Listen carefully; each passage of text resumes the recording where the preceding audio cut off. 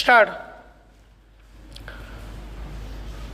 सबसे खुश देशों की सूची का जारी होना एक ऐसी घटना है जिस पर अनायास सबका ध्यान जाता है और इससे सबको खुश होने या खुश होने के लिए प्रयास करने की प्रेरणा मिलती है। साल 2023 के लिए ग्लोबल हैप्पीनेस इंडेक्स जारी कर दिया गया है, जिसमें फिनलैंड ने लगातार छठी बार सर्वोच्च स्थान पाया है। यह बात भी गौर करने की है कि 3 अंकों का सुधार करके भारत इसमें 136वें स्थान पर पहुंचा है। भारत जैसे विशाल और असमान विकास वाले देश के लिए यह स्थान कितना मायने रखता है। अमीर व खुशहाल भारत है तो उसमें एक गरीब भारत भी है। गरीब भारत भी विकास कर रहा है, लेकिन आबादी इतनी ज़्यादा है कि अभी देश को समग्रता में खुशहाल देशों में आगे आने में वक्त लगेगा। सबसे खुशहाल देश फिनलैंड की आबादी महज 55 लाख है। उसके लिए विकास आसान है। भारत के मुंबई दिल्ली शहर में इससे कहीं ज़्यादा लोग रहते हैं।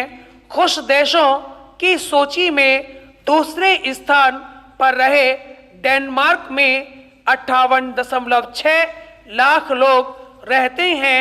तीसरे स्थान पर रहे देश आइसलैंड में तो महज 3.73 लाख लोग रहते हैं।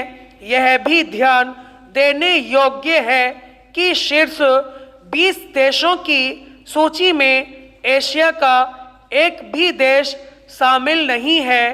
कुछ विडंबनाएं भी हैं जो इस सूचकांक के महत्व को घटा देती हैं। चीन में लोगों को धार्मिक आर्थिक आज़ादी भी सही ढंग से नहीं मिली है, पर वह 82वें स्थान पर है। नेपाल 85वें तो बांग्लादेश 99वें स्थान पर है। आर्थिक रूप से बदहाल श्रीलंका 126वें स्थान पर और ऋण की गुहार लगाता पाकिस्तान 103वें स्थान पर है। ऐसे में भारत की 136वीं रैंकिंग किसी को अचंभित भी कर सकती है। हैप्पीनेस इंडेक्स में किसी देश की स्थिति जानने के लिए उसकी जीडीपी, वहाँ जीवन की गुणवत्ता और जीवन प्रत्याशा को देखा जाता है। इस साल की रैंकिंग में 150 से ज़्यादा देशों के इन डाटा का अध्ययन करने के बाद सूची तैयार की गई है। इस बार 2020 से 2022 तक देशों के औसत जीवन मूल्यांकन के आधार पर रिपोर्ट तैयार की गई है। भारत सरकार इस रिपोर्ट को कितनी गंभीरता से लेती है, यह देखने वाली बात है। वैसे इस सूचकांक के अलावा भी 2 और सर्वे जारी हुए हैं। देश में करीब 35% उत्तरदाताओं ने 2022 में नकारात्मकता और दुख का अनुभव किया है, यानी 65% लोग भारतीय अपेक्षाकृत खुश हैं।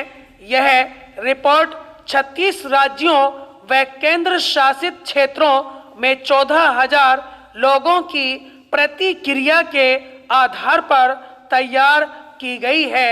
एक अन्य सर्वे भी है जिसके अनुसार भारत में कम से कम 84% लोगों ने खुश होने का दावा किया है। स्टॉप।